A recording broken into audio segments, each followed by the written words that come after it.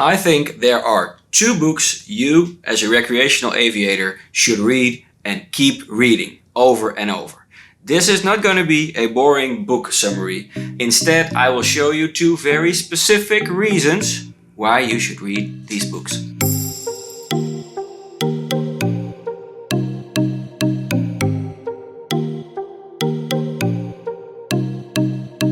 Welcome to Flight Coach. In case you're new here, my name is Bas van Duin and it is my mission to help you get more out of life and your flying career through having less stress and more skills.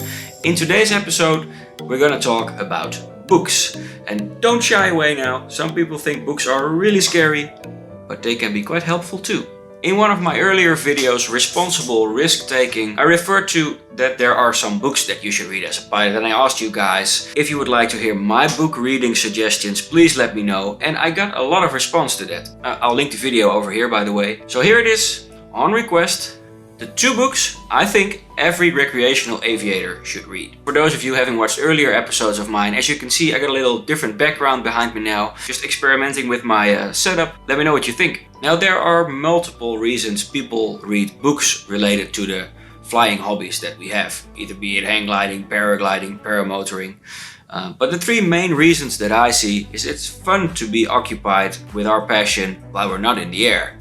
Number 2, it increases your fun in flying. And number 3, it prevents you from doing stupid shit. I think it's important to start off with a little disclaimer first. These books are not meant to replace proper training or to replace your basic study materials.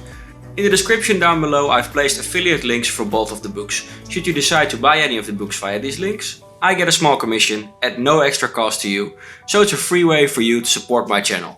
Thanks a lot. Now of course the number 2 may seem like a completely random number, but in fact it isn't, because I noticed that I keep coming back to these 2 books every year, getting new things out of them. Because the information that you don't use, you lose it. But we'll get back to that later. Another reason why these 2 books are very important to read, because they cover, in my opinion, the entire foundation of paragliding. Meaning, one book is about when to fly and when not to fly, and the other book is about, once you're flying, how to stay up as long as possible and get the maximum out of your flights. Well, to me, these are 2 very fundamental points of flying. And I can imagine that those of you flying with a motor, like the paramotor guys, they may be a bit less interested in how to stay up, because you can just push the throttle and stay up. But I know that there are a lot of items in this book that will be interesting for you as well. So, it's about knowing when you can fly and knowing how to stay up. Let's address these 2 separately. First, let's address knowing when you can fly and when you can't, and when you should fly in another direction. In 80% of all serious accidents in paragliding, a contributing or deciding factor was a lack of understanding by the pilot of meteorological conditions. 80%, guys. Now I'm not talking about voodoo or any kind of randomness here. These things happening could have been predicted. The signs were there. The pilot did just not connect the dots, or maybe not even see the dots at all.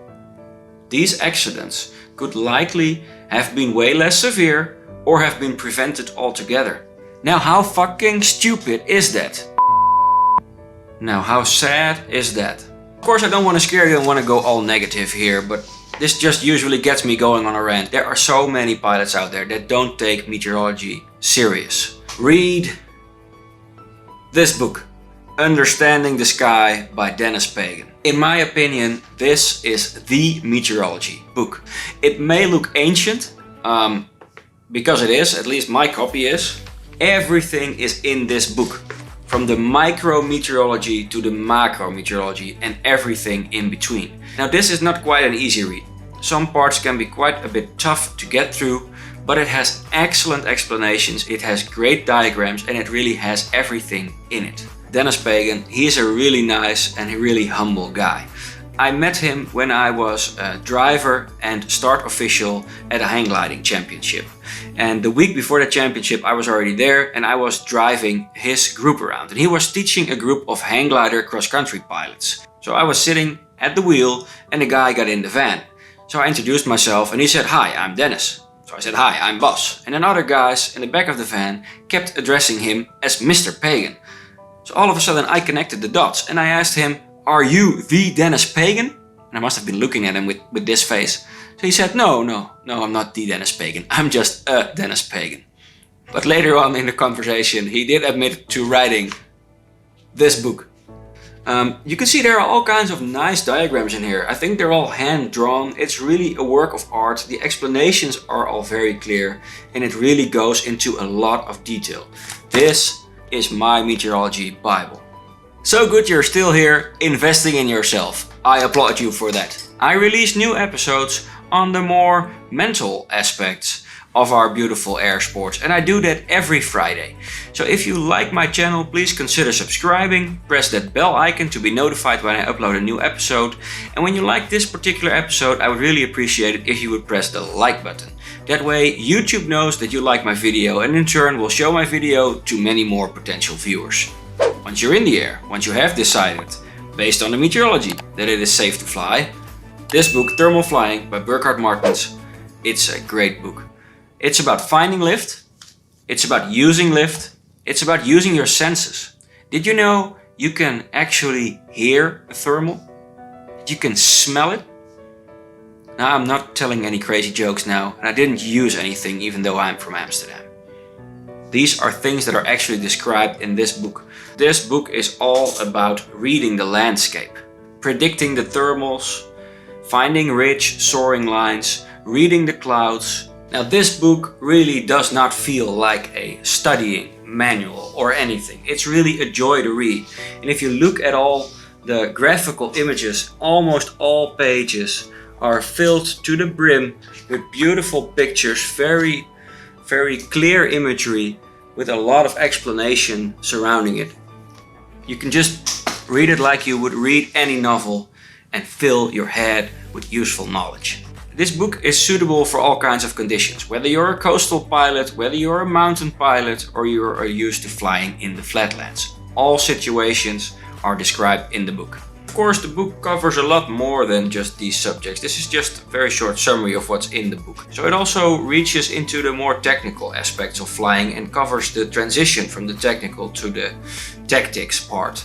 So you get advice on how to properly core thermals, how to fly with others, etc, etc, etc. This is my freaking Bible and I protect it no matter what. Funny story about this book as well. I brought it on a camping and flying trip, I think 5 years ago. It was hot as hell. It got somewhere around 50 degrees Celsius in that tent. And I had a little crate with all kinds of stuff in it, among those things being this book. And we were making a peanut butter sandwich. But I accidentally, or it was my dad, I don't recall, but one of us accidentally dropped the peanut butter. And it spilled all over the contents of the crate. You probably have seen peanut butter sometime in your life, but have you ever seen what peanut butter looks like when it gets heated to 50 degrees Celsius? It tends to get like water, that thin. Can you imagine what that does to a book? Yeah. Well, after saving the book, it looks like this. And why is it all wrinkled, you ask? Because I had to clean every individual page, and after cleaning, I placed toilet paper between all the pages to make sure that this book survived. That's how important this book is to me. Now, of course, in our beautiful air sports, there is so much to know and there is so much to encounter. And I'm really a supporter of the idea you lose what you don't use. And maybe it's great that we don't use all our knowledge the whole time, but that doesn't mean that you should lose it, because you may encounter situations in which you need specific knowledge. Don't be one of those pilots that could have known something but didn't and ended up in a bad situation because of it. I keep getting back to both of these books, I think every 2 years or so. I bring them on all my flying holidays, I read a few chapters, and the next holiday I read another few chapters. And when I'm teaching my students, I bring these books along and I pick topics from them to teach the students. It is really a great source also for instructors. So if I've managed to spark your interest in these books and you don't own them yet but want to buy them, please do so via the link below. That way you have a free way of supporting this great channel. Now, of course, these are just 2 books and there are many more great books. Please let us know in the comments down below what is your favorite recreational aviation book. Now, a little heads up for those of you always looking forward to the next episode. The next 2 weeks I'll be spending a little holiday time with my family. I will use that time to think a bit on future episodes, but I will not be uploading any new episodes in that period. So you can expect the next episode on Friday, August 7th. Of course, I will remain active answering your comments, your mails and direct messages you send me via Instagram. So, see you in 3 weeks. See you in the air.